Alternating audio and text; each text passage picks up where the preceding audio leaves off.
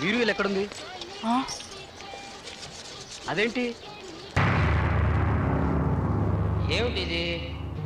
శవపెట్టికలా ఉందే. తెరవండి చూద్దాం.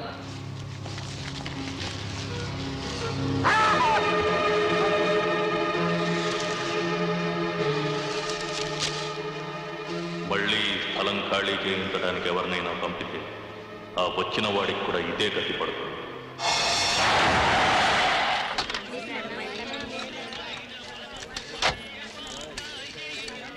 అల్లేరు పోలీస్ స్టేషన్ ఇదే. నైట్ డ్యూటీ అనుకుంటా పాప.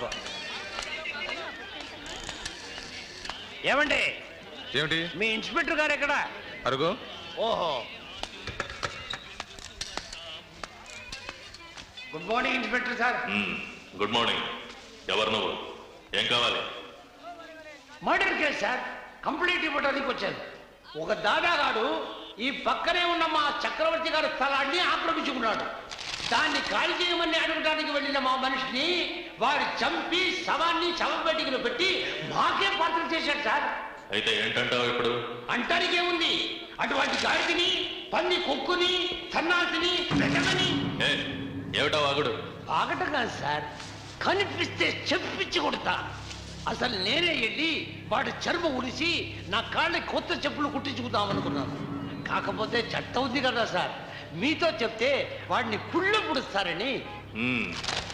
ఇంతకీ అతను ఎవరో తెలుసా? ఎవడైతే సార్ రౌడీ వెధవ, నరికి పోగులు పెట్టాలి. ఆ రౌడీ, ఆ దాదా, ఆ రుస్తుం నేనే. ఓహో,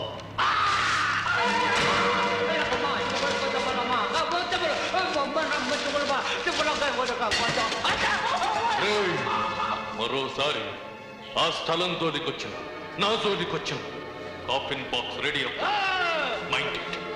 గెట్ అవుట్. ఇన్నది అవుతుంది ఏమి తెలియలేదే. నేను ఒక డబ్బా తెచ్చుకొచ్చేవాడు, ఒక పెట్టి 7 గుంటల వాడ.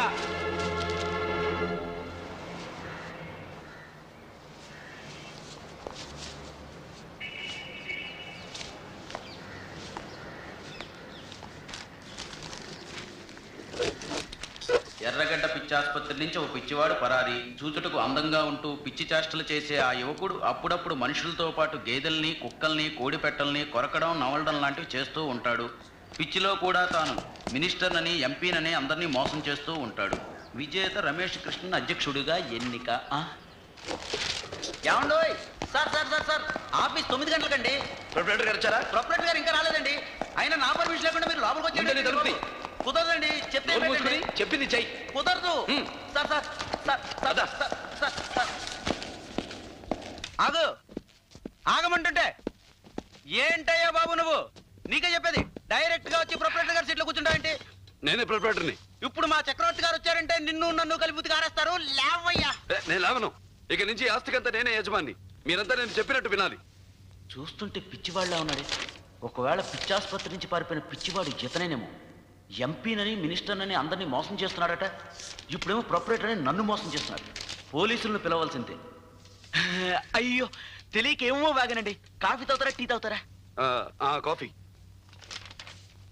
కాఫీ వస్తుంది నాన్న. ఎందుకు రాదు? ఫోన్ చేసి మరీ తెప్పిస్తున్నా. ఉండు, అక్కడే ఉండు.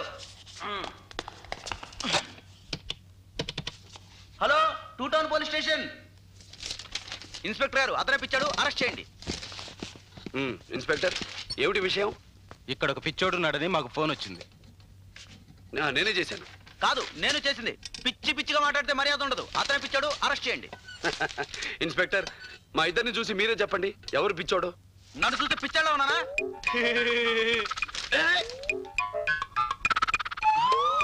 చూడండి సార్, నన్ను ఎలా బెదిరిస్తున్నాడు.